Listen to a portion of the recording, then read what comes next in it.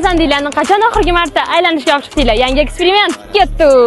Assalomu alaykum. Farzandingizni qachon oxirgi marta aylanishga olib chiqdingiz? Men? Bundan oldinchi? Bundan oldin? Bahorda aylangandami? O'shanda olib chiqamiz. Endi bolalaringizga kichkina sovg'amiz bor. Men. Rahmat. Siz bolangizmi? Siz bolangizmi?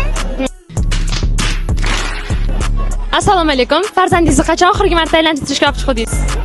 Ko'p olib chiqamiz. Ko'p olib chiqtirasiz. Xayr. Xayr. Xayr, chiqmadim. Assalomu alaykum. Farzandingizni bundan oldin qachon oxirgi marta aylantirishga olib chiqdingiz? Har hafta chiqamiz. Har hafta chiqasizlar. Mana. Men siz ham.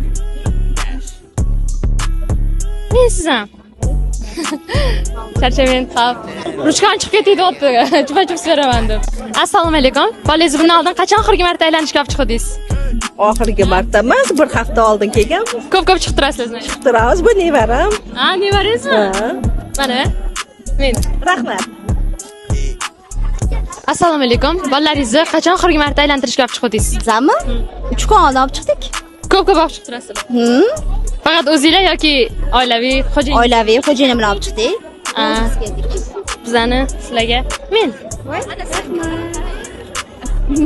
Sizga. Yaxshi tomoninglar. Chimaylar.